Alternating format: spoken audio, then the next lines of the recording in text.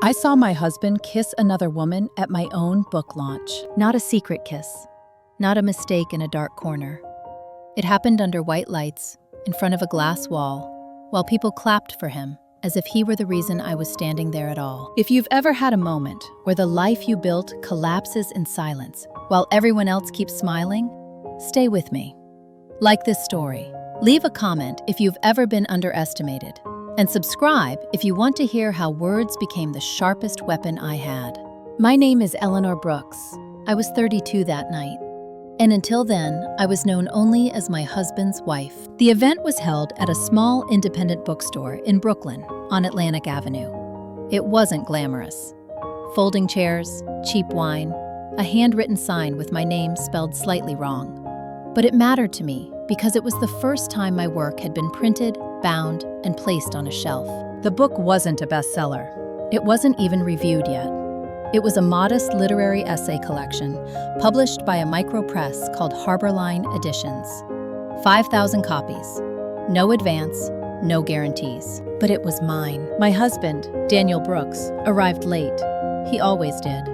Daniel was 36, a senior marketing manager at a tech consulting firm, and he treated time the way he treated most things in our marriage, as something I adjusted around him. He walked in wearing a tailored navy coat, smiling too broadly, already scanning the room for people who mattered more than I did. "Oh good, you started," he said, kissing my cheek without looking at me. Behind him was a woman I didn't recognize. She was tall, blonde, confident in a way that suggested she'd never had to explain why she took up space.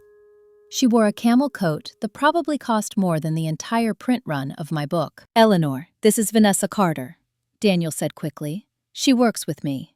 Vanessa Carter smiled at me with an expression that wasn't hostile.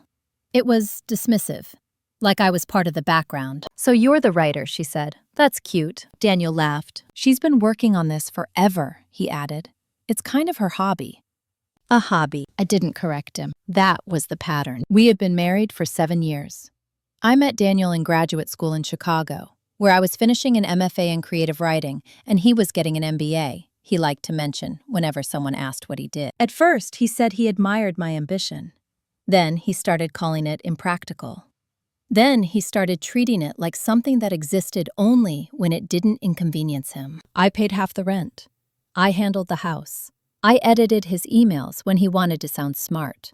I wrote in the early mornings and late nights when the rest of the world was quiet enough not to interrupt me. His parents never liked me. His mother, Patricia Brooks, had a way of smiling that felt like evaluation. His father, Leonard Brooks, spoke to me politely but never directly. At family dinners, conversations flowed around me like I wasn't seated at the table. "She's very creative," Patricia once said, as if explaining a deficiency. "Daniel needs someone grounded." I was the one with the spreadsheets. Daniel's younger sister, Megan Brooks, was openly dismissive. She worked in corporate law and liked to remind me that real careers have structure. At Christmas, my gifts were practical. A planner, a mug, a gift card. Daniel got praise. I noticed everything. I said nothing. The launch event moved on. People asked me about themes, about inspiration, about the essays I'd written while working part-time at a nonprofit communications office, earning $54,000 a year and pretending I was fine with that. Daniel drifted away from me as the night went on. At one point, I stepped outside for air. Through the glass, I saw them. Daniel and Vanessa Carter. She was standing too close. He was leaning in. Her hand rested on his arm like it belonged there. Then, she kissed him. Not hurried.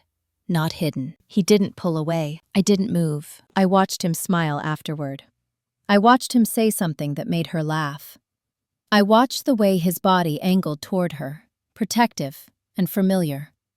That was the moment something in me went very still. When I went back inside, Daniel noticed me watching. His face didn't change. That told me everything. Later, when the crowd thinned, I stood beside him as people congratulated us.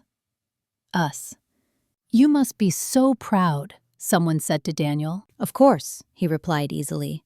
She couldn't have done it without my support. I looked at him. He didn't look back. On the subway ride home, we sat side by side. His phone buzzed. He didn't hide it. "Vanessa, tonight was fun. We should stop pretending. I didn't ask who she was. I didn't accuse. When we got home, he took off his coat and said, "We should talk." I nodded. "I've been unhappy," Daniel said. "And before you overreact, I think you need to understand that this isn't about cheating. It's about growth." I waited. "You live in your head," he continued. "You don't adapt. Vanessa understands the world I'm in now, and I don't," I said. He shrugged. "You chose your path." That was the second betrayal. The first was physical. The second was revisionist. The next morning, I checked our joint account. 3 weeks earlier, Daniel had transferred $18,000 into a separate account I didn't recognize. When I asked him about it, he said, "I didn't think you'd notice." That was the moment I understood something fundamental. I wasn't being left. I was being replaced. Quietly. Efficiently. Without apology. What Daniel didn't know was this. I had spent my entire adult life studying how narratives are built, sold, and believed. And the story he was telling about me wasn't the only one available. I didn't raise my voice. I didn't cry. I opened a new document on my laptop and began to write. Not fiction. Truth, shaped with intention. And once I started, I didn't stop. The morning after the launch, Daniel Brooks left the apartment before I woke up. That wasn't unusual. What was unusual was that he didn't leave a note. For years, he'd made a show of small courtesies when it suited him. Coffee set up, a casual text. Proof of consideration, without substance. This time, there was nothing. I lay in bed, listening to the radiator knock unevenly, staring at the ceiling we'd repainted together 2 summers earlier. He'd chosen the color. I'd done the work. I got up at 6:10 a.m., showered, dressed, and made coffee for 1. The apartment felt unchanged, which made the shift sharper.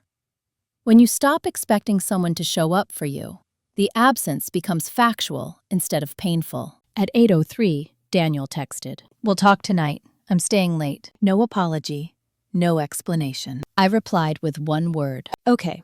At work, no one knew what had happened the night before.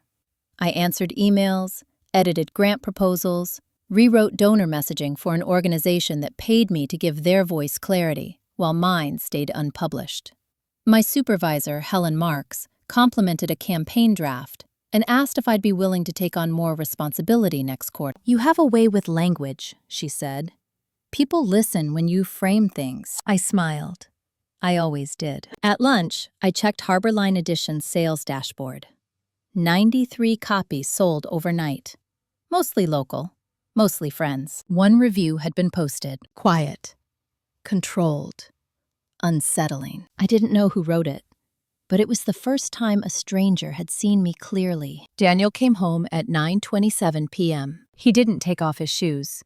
He sat at the kitchen counter and opened his laptop like the conversation was just another item on his list. "I want to be honest," he said. "I don't think we want the same things anymore." I leaned against the doorway and waited. "Vanessa Carter is someone I connect with," he continued. "She understands ambition, timing, strategy." I nodded once. "You're still figuring yourself out," he added, as if explaining a delay. "And that's okay. But I can't pause my life for it." "My life has been paused?" I asked. Daniel sighed. "You know what I mean." I did. It was the same language his mother used. The same tone Megan Brooks used when she talked about billable hours and promotion tracks. The same implication that worth was measured by visibility, not depth. "What are you asking for?" I said. "I think we should separate," Daniel replied. "Amicably. No drama." He said it like a favor. I nodded again. "Financially," he continued, "I've already spoken to someone. It makes sense to simplify. I moved some funds temporarily to avoid complications." "That was joint money," I said. "Yes," he replied, "but I earned most of it." I didn't argue.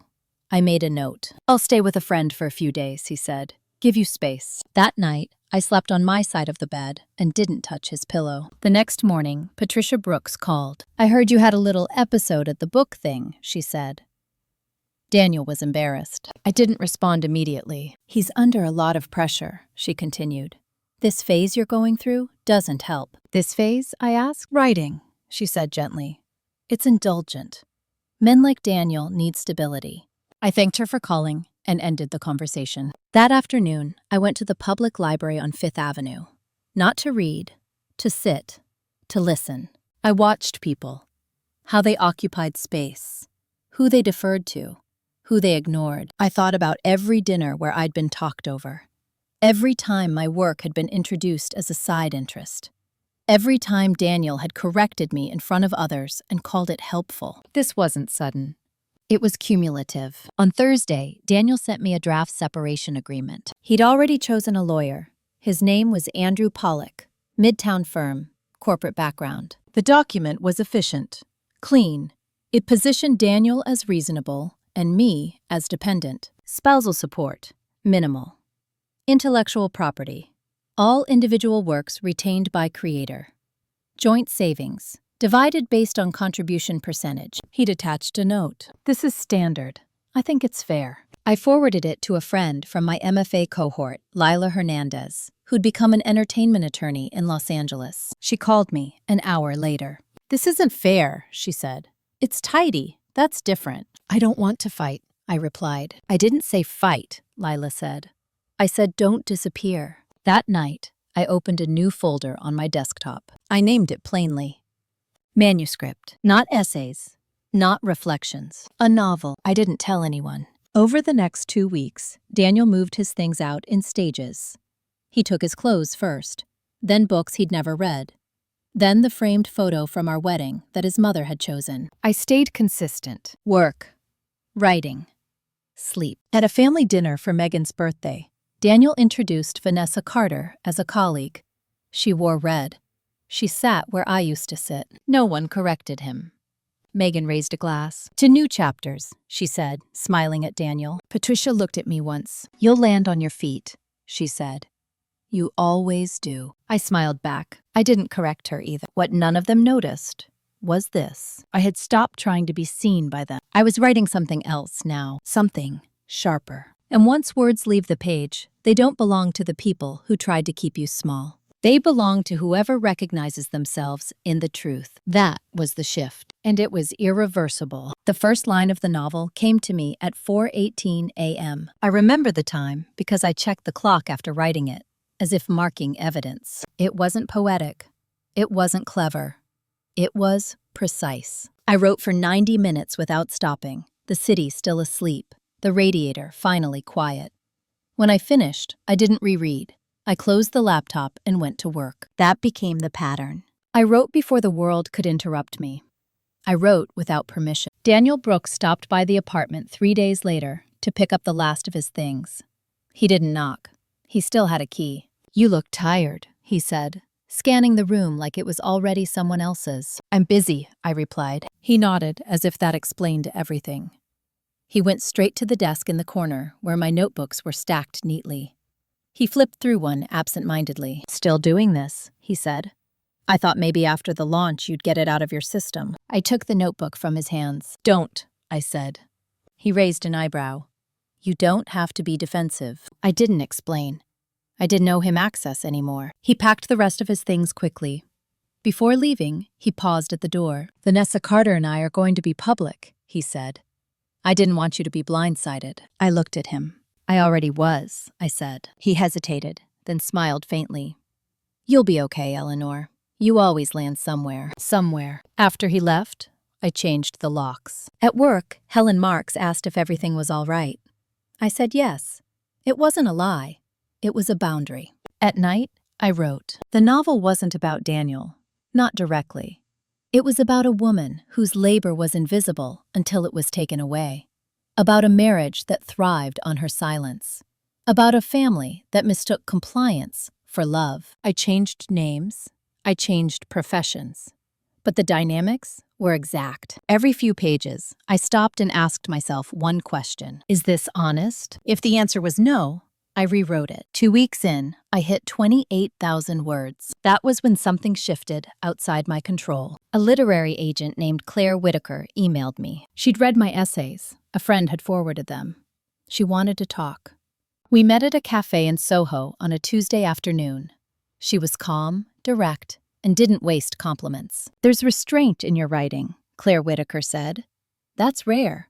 I nodded. What are you working on now? She asked. I hesitated. Then I told her. She leaned back. Send me the first 100 pages. That night, I didn't write. I waited. Daniel's family found out about the separation through someone else. Patricia Brooks called again. "This is all happening very fast," she said.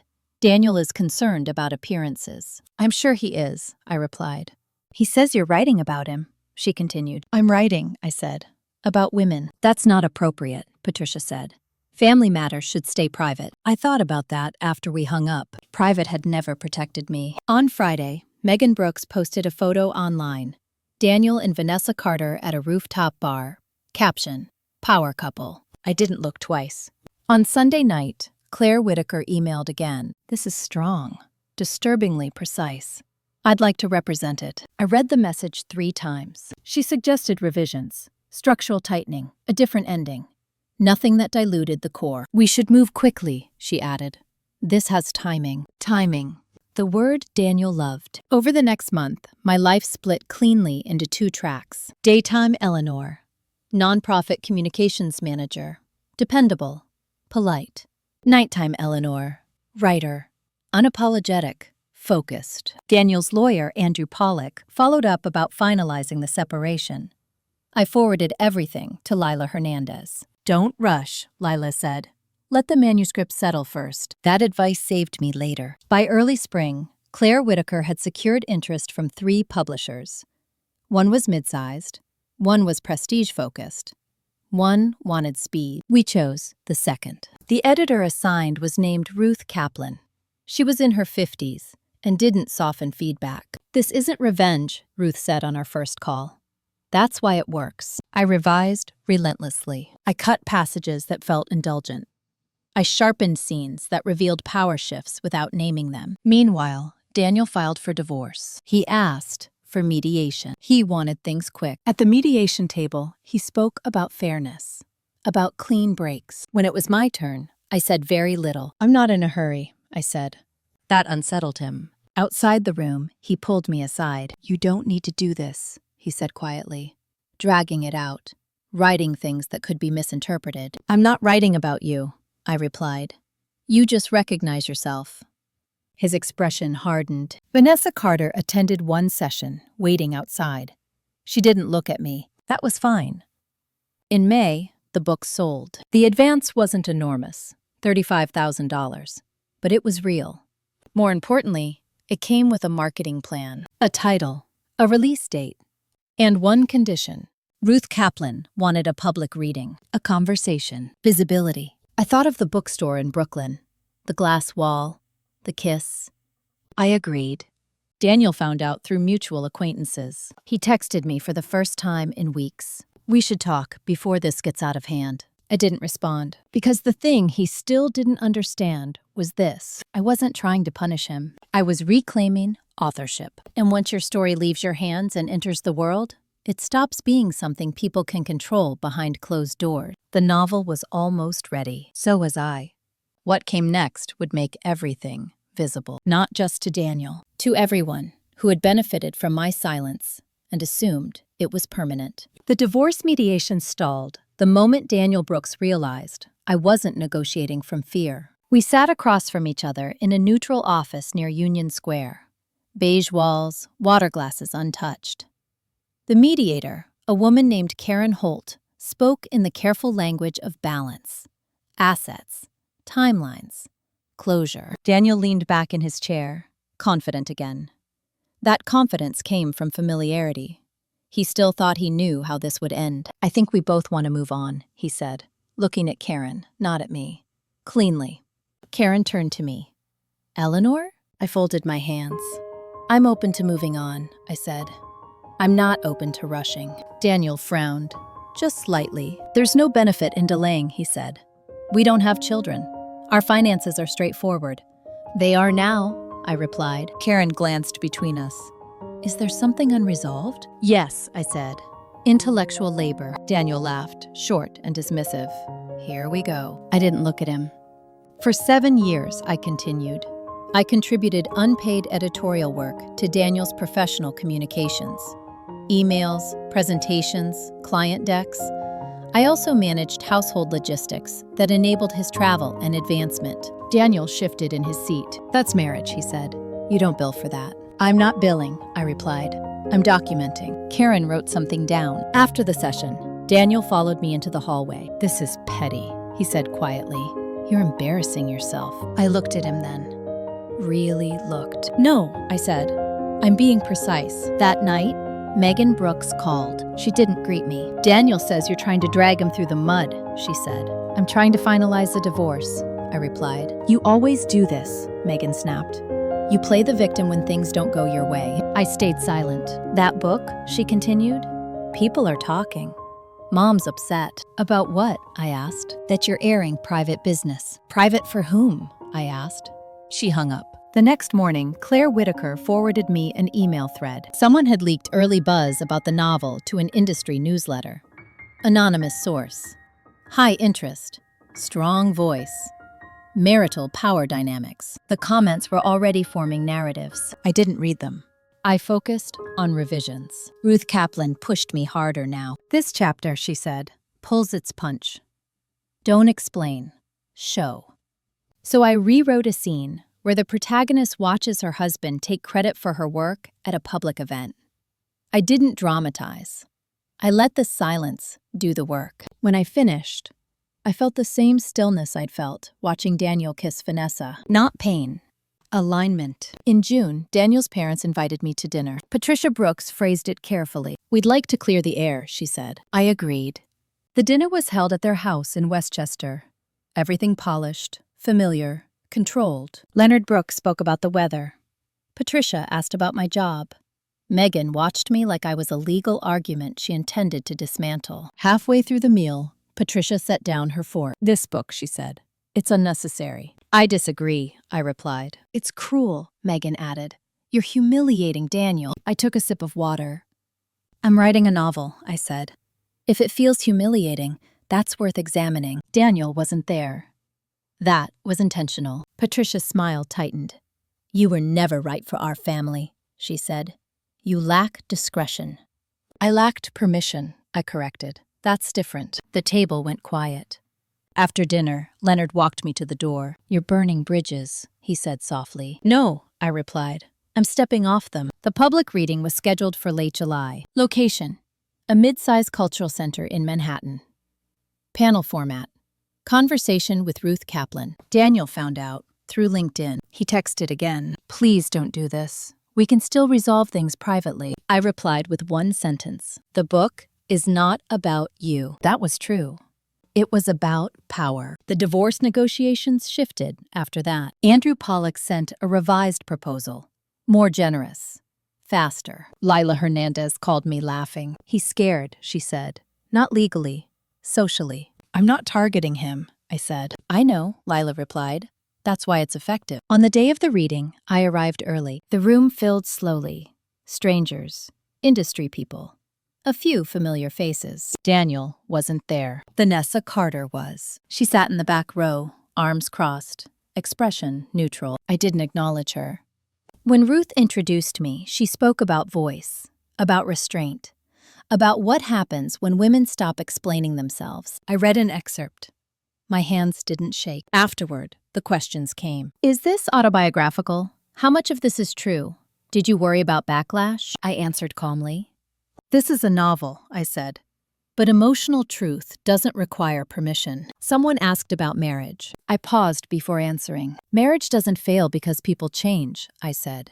It fails when one person's growth depends on the other's silence. That quote made its way online within hours. By morning, the story had shifted. Daniel Brooks, senior marketing manager, was no longer the center. The book was, and with it, a narrative he couldn't control. The final mediation session was scheduled for August. Daniel arrived tense, efficient. I just want this over, he said. So do I replied. We signed the papers. The settlement reflected balance, not generosity, recognition. When it was done, Daniel stood. I never thought you'd do this, he said. I know, I replied. Outside, I checked my phone. Claire Whitaker had left a message. Foreign rights interest. 2 territories, possibly more. I smiled. Once. Because the thing Daniel feared most wasn't exposure. It was irrelevance. And that was already happening. What came next would make it permanent. The morning after the divorce papers were signed, I woke up before my alarm again. Not because of anxiety. Because my body no longer needed to brace itself for someone else's mood. I lay there for a moment, listening to the city wake up, and noticed something subtle. The tension in my jaw was gone. The familiar tightness between my shoulders had loosened. It wasn't relief. It was recalibration. At 7:12 a.m., Claire Whitaker emailed, "German rights sold. Auction in progress for UK." I stared at the screen longer than necessary, not because I was surprised, because this was the first time good news arrived without being immediately diminished by someone else's reaction. I forwarded the email to Ruth Kaplan. Her reply came back within minutes. "Good. Keep writing. Don't read comments." I followed that advice religiously. The book was scheduled for release in October. Advance copies had already gone out. The industry buzz was no longer quiet. It wasn't loud either. It was worse. It was steady. Daniel Brooks tried to regain control through familiarity. He sent an email that week. Not about the divorce. Not about logistics. About memory. "I was thinking about that trip we took to Montreal. You used to laugh more then." I deleted it. Nostalgia is a common tactic when authority slips. Vanessa Carter, on the other hand, chose visibility. She posted a photo on social media of herself and Daniel at a charity gala. The caption was careful, grateful for new beginnings. Within hours, the comments filled with coded questions. "Isn't that the guy from the book everyone's talking about? Awkward timing. Hope she's okay." She deleted the post by morning. At work, Helen Marks called me into her office. "We've been approached," she said, "by a media outlet." I waited. "They want to interview you. About the book, but also about your work here. Ethics, language, power." I considered it. "Only if it stays focused on the writing," I said. Helen nodded. That's what I told them. The interview ran 2 weeks later. No photos of my apartment. No questions about Daniel. The headline read, "When Women Stop Explaining." That phrase followed me. At a publishing meeting in early September, Ruth Kaplan walked me through the marketing strategy. "We're not positioning this as a divorce book," she said. "It's about authorship." "Good," I replied. "Your restraint is the hook," she continued. "People expect anger. They get clarity instead." Daniel's sister, Megan Brooks, sent a message the same day. "This has gone too far. You're enjoying humiliating him." I replied once. "I'm enjoying not being silent." She didn't respond. 2 days later, Megan removed Daniel's last name from her professional bio.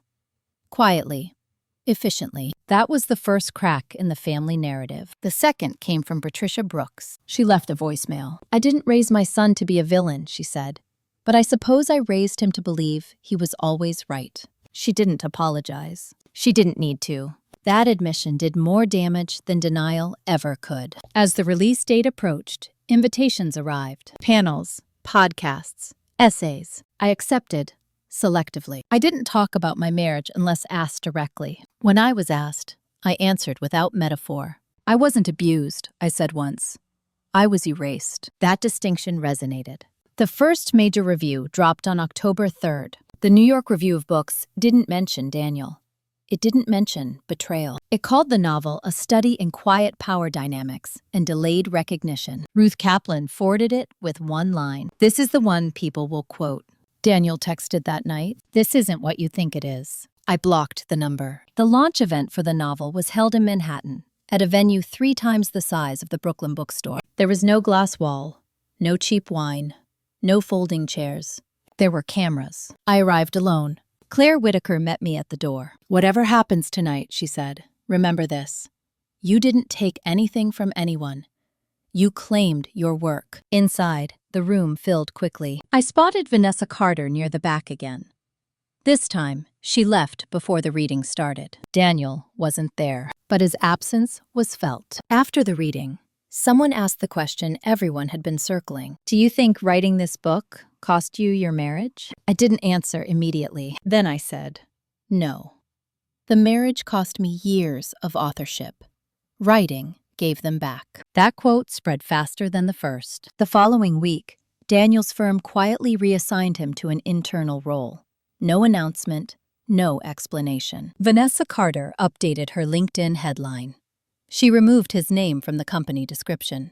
Distance is contagious when reputation becomes unstable. By mid-October, the book was on its third printing. Foreign rights continued to sell. I received my first royalty statement. It wasn't life-changing, but it was validating in a way no apology could be. One evening, after a long day of interviews, I sat alone in my apartment and opened the original folder labeled manuscript. I scrolled to the first page. The first line still held. That mattered. I thought about the woman I had been at the Brooklyn bookstore. The way I'd watched someone else define my place in the room. That woman hadn't disappeared. She'd just stopped asking for permission. The revenge wasn't loud. It didn't require confrontation or cruelty. It was structural. It was success that made erasure impossible. And the story wasn't finished yet. Because when power shifts quietly, the final reckoning doesn't come from the person who was wronged. It comes from the world adjusting around them. That adjustment had already begun, and it was about to reach the people who thought they'd been immune. Success changes the temperature of a room before it changes the people inside it. By late October, I could feel it everywhere. In emails that opened with warmer language. In invitations that arrived without explanation.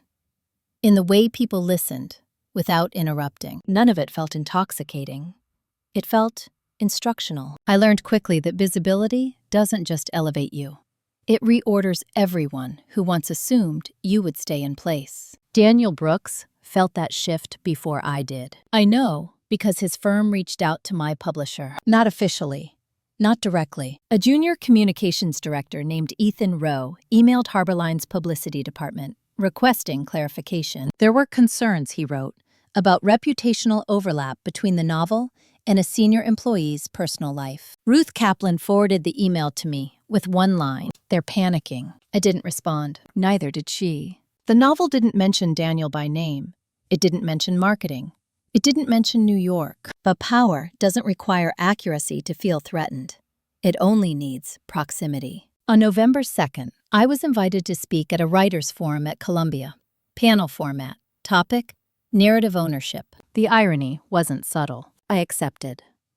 2 days before the event, Megan Brooks emailed me, not angry, calculated. "Mom wants to know if you're going to keep doing this." I stared at the sentence for a long time. Doing what? Writing? Existing? Refusing to shrink? I replied with one line, "I'm not doing anything to anyone." She didn't respond. At the forum, the audience was engaged, curious, not hostile. Someone asked me if I worried about legal consequences. "No," I said. "I worried about artistic ones." Another asked if my family had read the book. "I assume so," I replied. "I don't manage their reactions." That answer traveled. A week later, Patricia Brooks called again. Her voice was different now, less authoritative, more cautious. "I don't recognize our family in this portrayal," she said. "I didn't portray your family," I replied. "But people think." "People think many things," I said. "I'm not responsible for their projections." She paused. "You've changed," she said. "Yes," I replied. She didn't argue. That silence felt heavier than any accusation. At work, Helen Marks asked if I'd consider taking a leave of absence. "Temporarily," she said. "You're in demand. We want to support you." I considered it carefully. "No," I said. "I don't want my writing framed as an escape." She smiled. "That's exactly why I asked." The book hit a tipping point in mid-November. It appeared on a bestseller list. Not the top one, but a visible one. Enough to make the conversation unavoidable. Daniel's firm issued an internal memo about personal conduct and media association. Generic language, poorly timed. Someone leaked it. The leak wasn't traced to me. It didn't need to be. By Thanksgiving, Daniel had taken a leave of absence. Vanessa Carter removed all photos of him from her social media. Quietly, without comment. Distance again. It always came when visibility became uncomfortable. I spent Thanksgiving alone, by choice. I cooked for myself. I read. I didn't perform gratitude for people who confused it with compliance. That night, I received an email from an unfamiliar address. It was Daniel, not a text, not a voicemail, an email. Long, careful, defensive. He wrote about misunderstanding, about pressure, about how he never intended to diminish me. He wrote that he felt betrayed. That line stood out. I didn't reply. The next morning, Claire Whitaker called. "We've got a film inquiry," she said. I laughed once. Not because it was funny, because it was surreal. "No commitment," she added. "Just interest." "Let it sit," I said. Everything didn't need to happen at once. December brought another shift. An essay I'd written years earlier was rediscovered and republished by a major outlet. It framed the novel not as an event, but as part of a larger body of work. That mattered. It removed the narrative of reaction. I wasn't responding to betrayal. I was building a career. At a holiday party hosted by the publisher, I ran into someone unexpected. Leonard Brooks, Daniel's father, stood near the bar, holding a drink he hadn't touched. He looked older than I remembered. "I didn't come to confront you," he said quietly. "I assumed," I replied. "You were right about one thing," he continued. "Silence isn't virtue." I nodded. He hesitated. "Daniel thought he was entitled to the space you made." "That's common," I said. "It's also incorrect." Leonard nodded slowly. "I won't ask you to soften anything," he said. "I just wanted you to know. I see it now." That was as close as the family came to acknowledgement. It was enough. By the end of the year, the novel had done what it needed to do. It didn't destroy Daniel. It didn't redeem him, either. It repositioned me. And that repositioning created consequences he couldn't negotiate. The final shift came quietly. An invitation arrived in early January. A literary residency. 6 months. Fully funded. Space. Time. Autonomy. I accepted without hesitation. When I packed my apartment, I found the wedding photo Daniel had left behind. I didn't tear it up. I didn't keep it either. I placed it in a box labeled Archive. Not because it defined me, because it no longer did. As I locked the door behind me, I understood something with clarity. Revenge doesn't always announce itself. Sometimes it's the simple act of moving forward, while the people who underestimated you stay frozen in the moment they thought you were small. And that kind of revenge lasts, because it isn't fueled by anger. It's fueled by authorship. And I had finally claimed mine. The residency was in northern Vermont, tucked between a river and a line of trees that muted the sound of the road. The house was old but deliberate. Thick floors, wide windows, a desk positioned to face nothing but water and sky. For the first week, I didn't write. That surprised me. I walked. I cooked simple meals. I slept without setting an alarm. I let my nervous system learn a different tempo. The other residents arrived slowly. A poet named Samuel Reed from Portland. A playwright, June Ellis from Oakland. A nonfiction writer, Thomas Klein, who spoke very little and listened too much. We introduced ourselves without resumes. That was the rule. On the 8th day, I sat down at the desk and opened a new document. This one wasn't a novel. It was an essay. I wrote about invisibility. Not metaphorically, practically. About how women's labor is often described as support until it becomes leverage. About how silence is rewarded until it isn't. I didn't send it to anyone. I let it exist. Back in New York, the world continued adjusting without me. Claire Whitaker sent occasional updates. Foreign editions moving into production. Audio rights negotiations. Interest from a major streaming platform that wanted a female-driven psychological narrative. I told her I wasn't in a hurry. For the first time, that wasn't a strategy. It was a choice. Daniel Brooks tried again, this time through a mutual acquaintance. A former classmate from graduate school named Aaron Levin. "He's not doing well," Aaron said over the phone.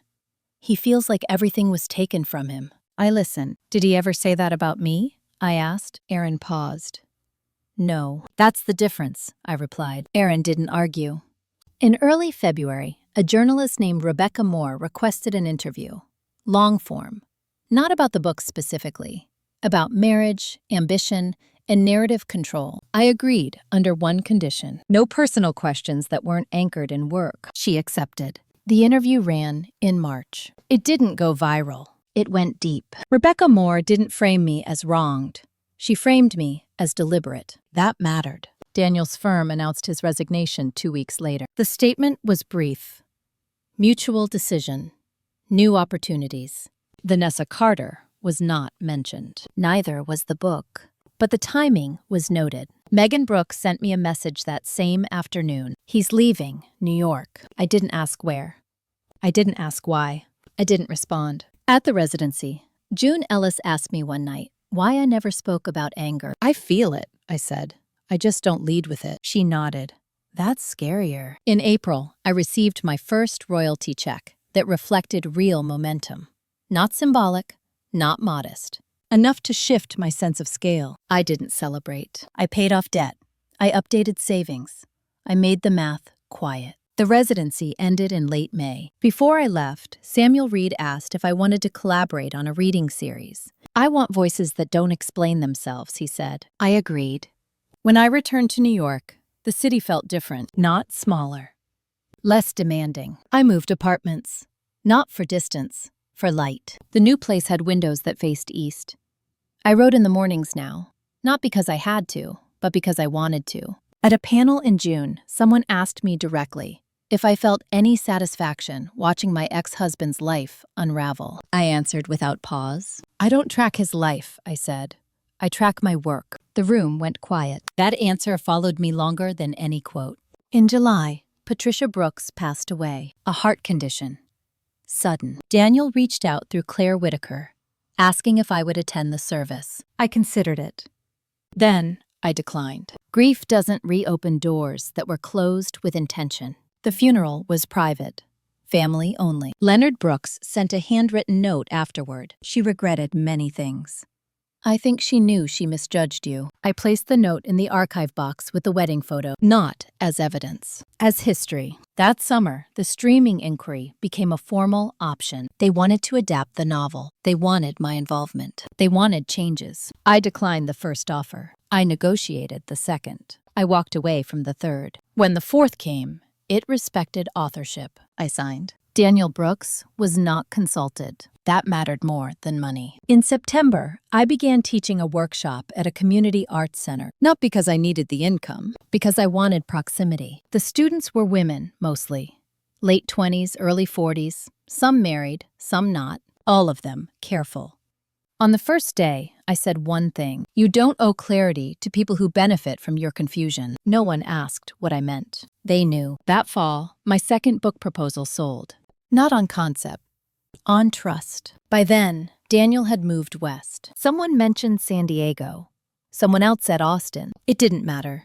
He stopped being part of my mental geography. One evening, as I organized notes for the new project, I came across the separation agreement. The language felt distant, legal, finished. I didn't reread it. I recycled it. Because closure doesn't come from revisiting contracts. It comes from not needing them anymore. The arc I hadn't anticipated was this. The revenge wasn't in watching Daniel lose ground. It was in discovering how little of my energy his loss required. I wasn't healed because he suffered. I was healed because I stopped orienting myself around his perception. That was the quietest victory. And the most permanent. The next chapter of my life wasn't about reaction. It was about construction. And that meant there was one final confrontation left. Not with him.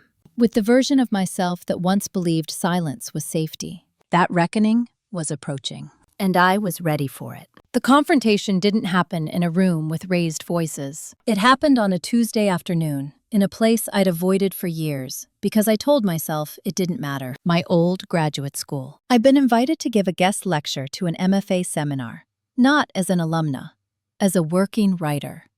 That distinction mattered. The building hadn't changed. Same narrow hallways, same bulletin board crowded with flyers promising visibility. Same quiet anxiety humming beneath ambition. I arrived early and waited in the faculty lounge, sipping coffee that tasted exactly like it had a decade ago.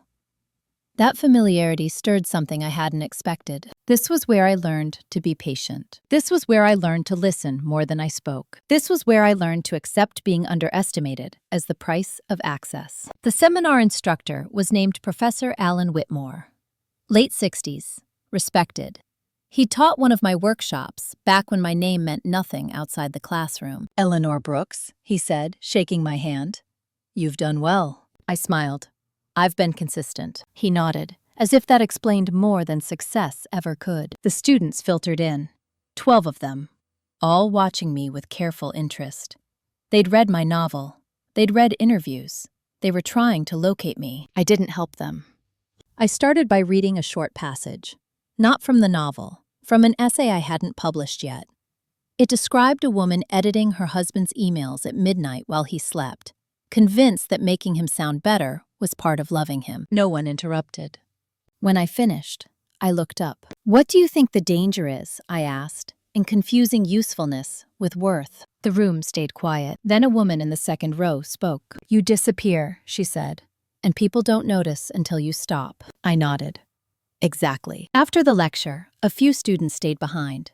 Questions about craft, about agents, about navigating relationships while writing. One of them asked carefully, "How did you know when to stop compromising?" I considered that. When compromise started costing me authorship, I said, "Not just of my work, of my life." That answer followed me out of the building. Outside, I stood on the steps longer than necessary. I thought about the version of myself who'd once sat in those classrooms, convinced that talent needed permission, that ambition required apology, that being agreeable was a survival strategy. That was the version I needed to confront, not with anger, with acknowledgement. That evening, I went home and opened a notebook I'd kept since my 20s. Old drafts, half-finished stories, margin notes written to myself in a smaller hand. Don't be too harsh. Tone it down. Maybe cut this. I read through them slowly. Then I took a pen and crossed out every one of those notes. I wrote one sentence on the last page. Clarity is not cruelty. The next day, the past tried one more time to assert itself. An email arrived from Andrew Pollock, Daniel's former lawyer. Subject line, inquiry. The message was brief. Daniel was struggling to finalize certain financial matters tied to the divorce settlement. There was confusion about an account adjustment. He wanted to know if I'd be willing to clarify. I forwarded the email to Lila Hernandez. Her reply came back fast. "You're not obligated to manage his aftermath." I agreed. I didn't respond. That silence was different from the old ones. It wasn't defensive. It was final. Later that week, I attended a literary fundraiser in Manhattan. Quiet, small, not performative. I was speaking with an editor when I felt a presence beside me. Vanessa Carter. She looked tired.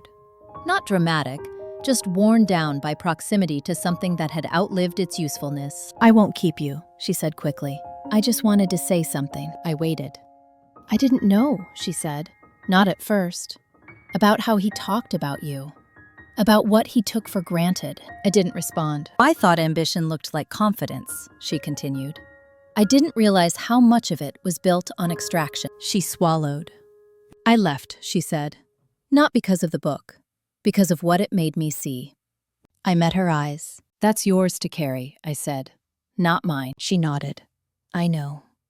Then she walked away. I didn't feel satisfaction. I felt distance. That was better. In October, I began outlining my next novel.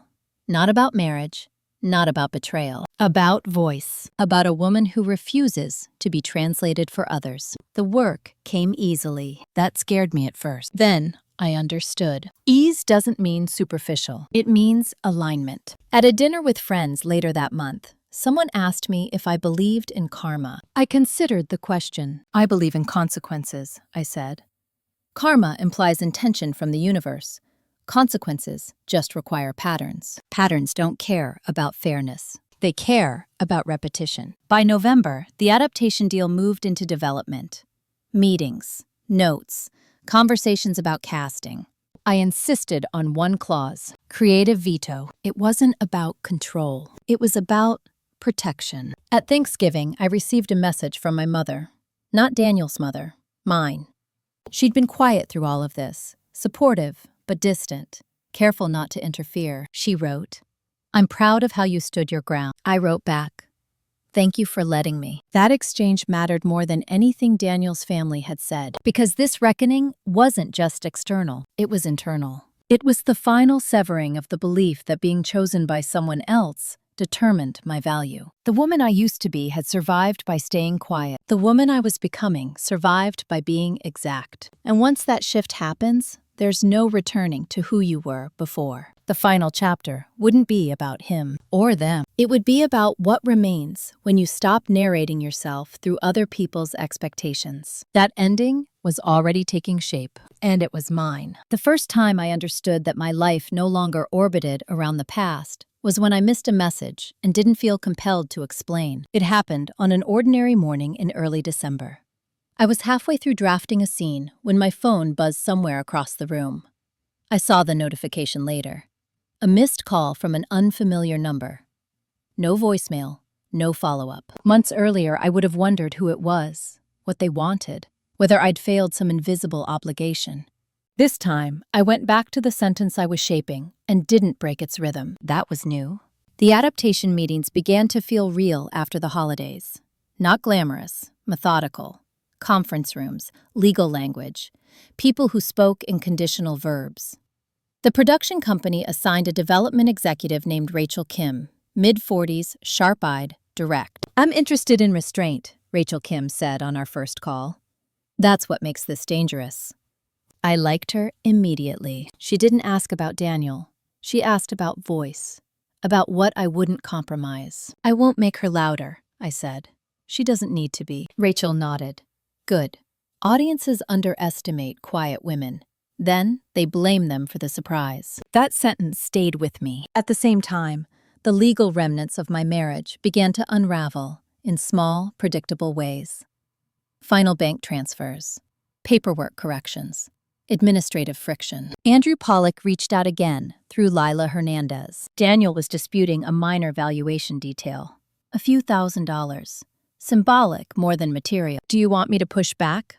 Lila asked. "No," I said. "Let it go through the process." "What if he drags it out?" "Then he'll drag it out," I replied.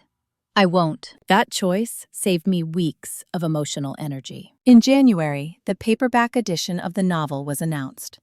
The cover was different, bolder, less explanatory. Ruth Kaplan sent me a mock-up. "This one doesn't apologize," she wrote. Neither did I. The book club circuit followed. Libraries, community centers, small groups of women who spoke with an intensity that surprised me. Not admiration, recognition. One woman in her 50s said, "I didn't know I was allowed to be angry without being loud." Another said, "I left a marriage 10 years ago and never named why. This did it." I didn't absorb their stories as responsibility.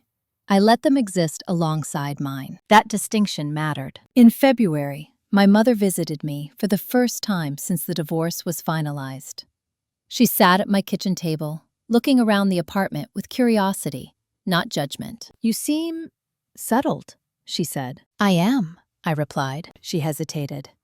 "I worried when you stopped calling so much." "I didn't stop loving you," I said. "I stopped managing everyone." She nodded slowly. "I think I understand." That was enough. Around the same time, an unexpected invitation arrived. Daniel's firm, the one he'd resigned from, announced a public ethics panel. Topic: corporate narratives and personal accountability. Someone had suggested my name. Rachel Kim forwarded the invitation to me with a single line: "Your absence might speak louder than your presence." I declined.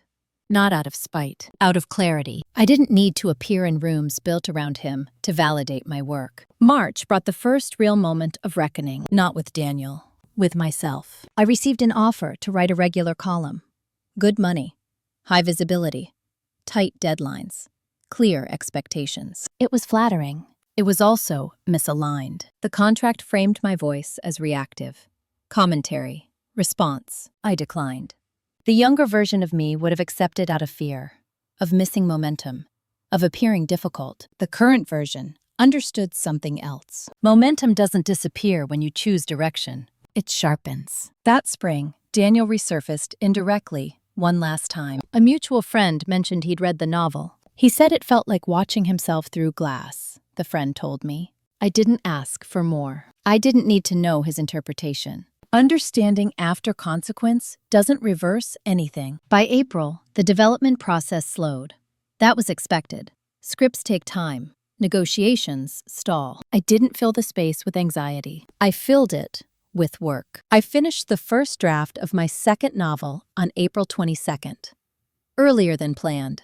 cleaner than expected. Claire Whitaker read it in 3 days. "This is not a follow-up," she said on the phone. "It's a declaration." That was exactly what I wanted. At the end of the month, I ran into Leonard Brooks again. This time on the street, by accident. He looked thinner, older. He hesitated when he saw me. "I won't keep you," he said quickly. "I'm not rushed," I replied. He nodded. "Daniel talks about you differently now." I waited. "He says you taught him something," Leonard continued. "About underestimating people." I met his eyes. "Learning doesn't always come with repair," I said. He nodded again. "I know." We parted without ceremony. That interaction didn't haunt me. It didn't gratify me either. It simply confirmed what I already knew. The story had closed. In May, the paperback released. Sales were steady, strong, sustained. The industry moved on to the next thing, as it always does. I didn't chase it. I had my own pace now. One evening, as I was reviewing notes for a new project, I found an old email draft saved in my archives. Unsent. A message I'd written years ago to Daniel and never sent. It explained. It justified. It apologized. I read it once. Then I deleted it. Not because it was wrong. Because it was no longer relevant. The woman who wrote that email believed clarity required consensus. The woman reading it understood that clarity only requires truth. The final phase of this story wasn't dramatic. There was no confrontation, no confession, no redemption arc. There was just the slow, irreversible shift of authority. From external validation to internal alignment. From being written about to writing. And once that transfer happens, nothing can undo it. The last chapter wouldn't close with noise. It would close with a boundary so stable it didn't need defense. That boundary was already in place, and I was living inside it. The power shift became obvious the day no one asked me to explain myself. It happened at a roundtable discussion hosted by a National Arts Foundation in early June. 10 writers, 2 moderators, an audience that listened more than it spoke. I was introduced without qualifiers, not emerging, not recently divorced, not controversial, just a writer. That mattered. During the discussion, a moderator asked about responsibility, about whether writers owe empathy to the people who recognize themselves in our work. I answered carefully. "I don't owe empathy to power," I said. "I owe precision to truth." No one challenged it. Afterward, a woman approached me. She introduced herself as Diane Feldman, a senior editor at a publishing house I'd once submitted to and been quietly rejected by. "We passed on your early work," she said. "I wanted to tell you that was a mistake." I nodded. "We didn't know how to place your voice then," she added. "I didn't either," I replied. That was the point. The summer unfolded without urgency. The adaptation entered a holding phase. Scripts circulated. Notes returned. Nothing demanded my reaction. That space felt intentional. I filled it by teaching, writing, and saying no more often than yes. The invitations kept coming. Panels, think pieces, appearances framed as commentary on betrayal, marriage, or ambition. I declined anything that tried to narrow me. My agent supported every decision. "You're not building a moment," Claire Whitaker reminded me. "You're building a body of work." Daniel Brooks crossed my path one final time in July, not in person, through paperwork. A notification arrived from Lila Hernandez. Daniel was requesting a minor modification to the settlement. He wanted to adjust the language around intellectual credit related to a campaign I'd helped edit years earlier. "Do you want to contest it?" Lila asked. I read the request once. "No," I said. "Let it stand as written." "That benefits him," she said carefully. "It doesn't cost me," I replied. That distinction mattered. Letting go without loss is not generosity.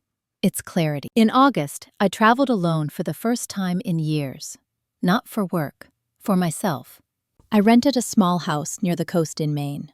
No schedule, no audience. I woke early. I wrote longhand. I walked until my thoughts quieted. One afternoon, I found myself rereading the first chapter of the novel. I noticed something I hadn't before. The protagonist doesn't ask for justice. She creates distance. That was the truest part. Back in New York, the industry conversation shifted again. Someone else's book. Someone else's story. I didn't chase relevance. I trusted momentum. In September, I signed the contract for my second novel. The terms were better. The expectations clearer. the respect implicit. No one asked me to soften anything. That felt like the real win. Around the same time, my mother came to one of my readings. She sat in the back. She didn't interrupt. Afterward, she hugged me and said, "You seem certain." "I am," I replied. She smiled. "I wish I'd learned that earlier." We didn't unpack that. We didn't need to. Certainty doesn't ask for processing. It asks for maintenance. Daniel, I heard, had started consulting independently. A reset, a rebrand. Someone mentioned he spoke about growth now, about lessons. I didn't correct the narrative. People can frame their past however they need to survive it. That doesn't obligate me to participate. The final adjustment came quietly. I stopped introducing myself with context. No explanations. No qualifiers. Just my name. Just my work. And in doing so, I noticed something else. The anger I'd once thought necessary had dissolved completely, not because it was suppressed, because it had done its job. Anger had alerted me to imbalance. Action had corrected it. What remained was steadiness. Authority without volume. Self-respect without performance. The last chapter wouldn't be about triumph. It would be about what happens after you stop waiting for validation to arrive from the people who taught you to doubt yourself. That moment had already passed. All that was left was to live inside the outcome. And that outcome was mine to define. The last illusion to fall wasn't about love or betrayal. It was about safety. I realized that one morning in October, while reviewing notes for a talk I was scheduled to give at a women's leadership conference in Boston. The topic was supposed to be narrative agency. The organizer, a woman named Karen Doyle, had asked if I wanted to frame it around resilience. I declined. "I want to talk about risk," I told her. "Specifically, the risk of staying." She paused, then agreed. That distinction mattered more than anything else I'd said publicly. For years, I had believed that silence kept me safe, that compliance minimized damage, that being agreeable reduced fallout. None of that had been true. It had only delayed consequence and redirected it inward. The talk went well. Not loudly, not emotionally. Women listened, took notes, nodded at places that told me they recognized themselves. Afterward, a woman approached me. Early 40s, wedding ring, corporate posture. "I thought staying quiet was maturity," she said. "Now I see it was fear." I didn't correct her. Fear and maturity are often confused in environments that reward endurance. On the train back to New York, I thought about the version of myself who had mistaken patience for virtue and tolerance for love. I didn't judge her. She had been doing the best she could with the information she had, but she wasn't someone I could live as anymore. That same week, the adaptation entered its final contractual phase.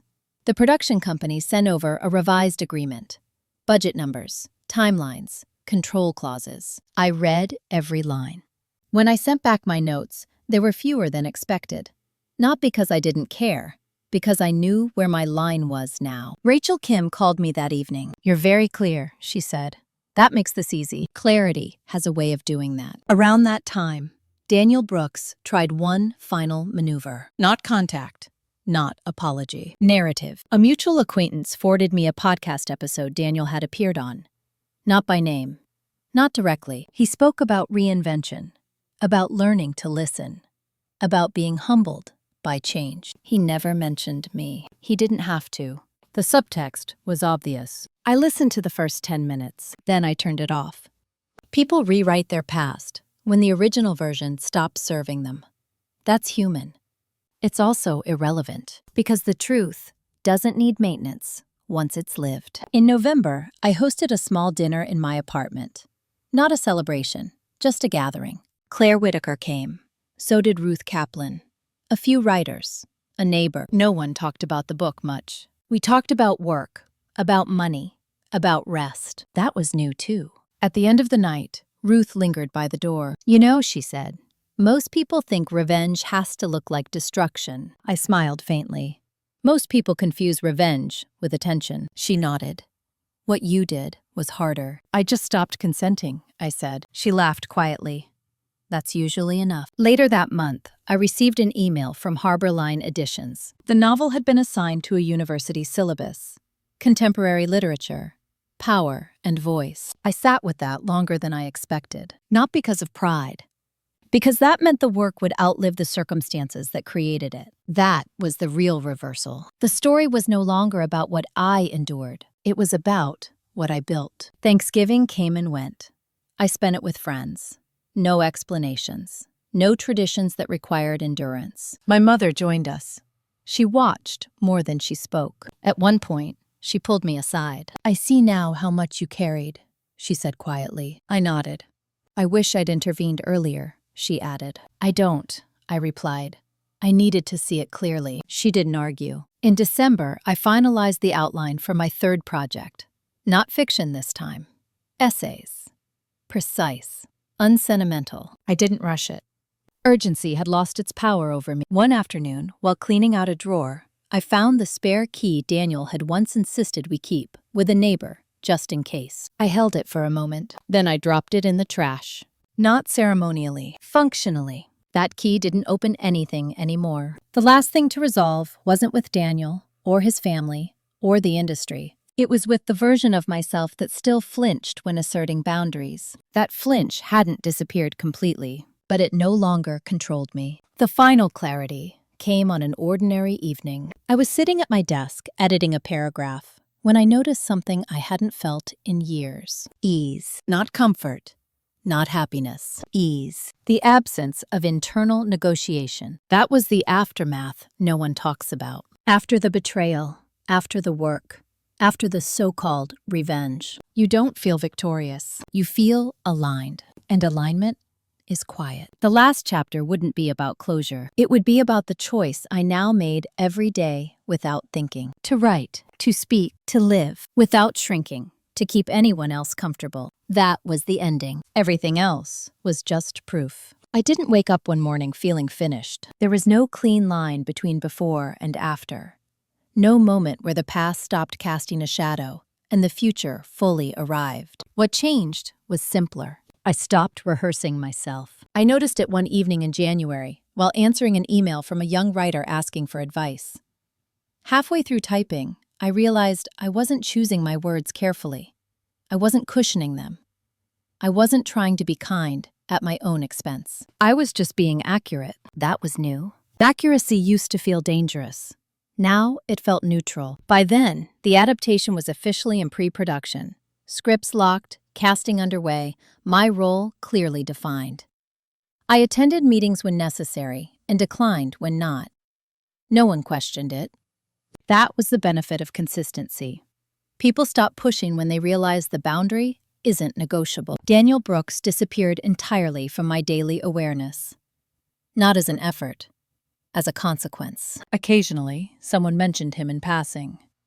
Consulting, relocation, reinvention. I nodded politely and moved on. Revenge implies fixation. I felt none. What I felt instead was capacity. Time to think. Time to choose. Time to rest without guilt. In February, I received an invitation to speak at a national writers' conference. Keynote, the opening night. I almost declined out of habit. Then I caught myself. That habit belonged to an older version of me. I accepted. The speech wasn't dramatic. It wasn't personal.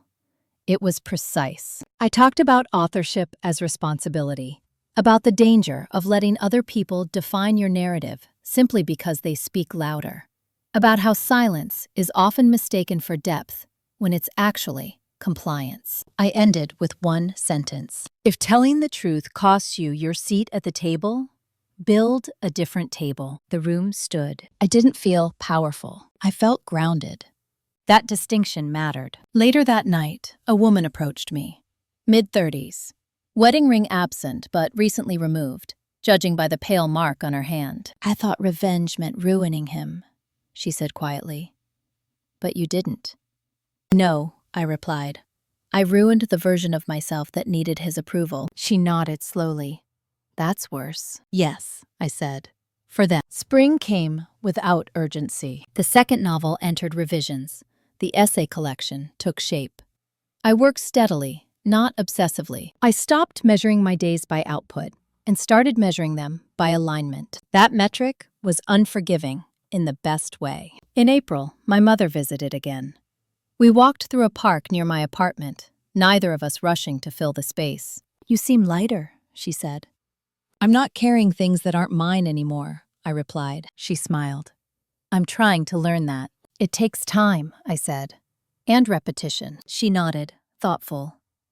That summer, I traveled again. Not for escape, for perspective. I wrote in unfamiliar places. Cafes where no one knew my name. Libraries where the only currency was silence. The work deepened, not because of pain, because of clarity. One afternoon, while editing a paragraph, I realized something that would have terrified me years earlier. I no longer needed this story. Not because it wasn't important, because it had already done its work. The betrayal had initiated movement. The writing had structured it. The aftermath had stabilized it. There was nothing left to extract. That was the moment I understood what real revenge looks like. It doesn't demand attention. It doesn't linger. It leaves you free. In August, the adaptation wrapped its first phase. Casting announcements were made. Press buzz followed. My name appeared in articles without explanation, just attribution. That mattered more than praise. At a small gathering later that month, a friend asked me if I ever missed the life I thought I'd have. I considered the question carefully. "I missed the certainty," I said, "not the structure." Certainty is comforting. Structure can be rebuilt. The woman I used to be wanted reassurance before she acted. The woman I am now acts and lets reassurance follow, or not. That's the difference between surviving and choosing. The final lesson wasn't about marriage or betrayal or success. It was about authorship in the quiet moments. The emails you don't send. The apologies you stop drafting. The boundaries you maintain without explanation. Those are the places where lives actually change. I didn't win because Daniel lost. I won because I stopped orienting myself around his perception. I didn't reclaim my voice by shouting. I reclaimed it by using it consistently. That's what lasts. If you're listening to this and you recognize yourself in any part of it, especially the parts where silence felt safer than truth, know this: you don't need permission to be exact. You don't need consensus to choose yourself. And you don't need revenge that looks dramatic to reclaim your power. Sometimes the most permanent payback is living well, visibly, and without apology. If this story resonated with you, leave a comment and share what part stayed with you. Like this video if you've ever been underestimated. And subscribe if you want more real family drama and quiet revenge stories where the tables don't flip loudly, they turn slowly, and stay that way.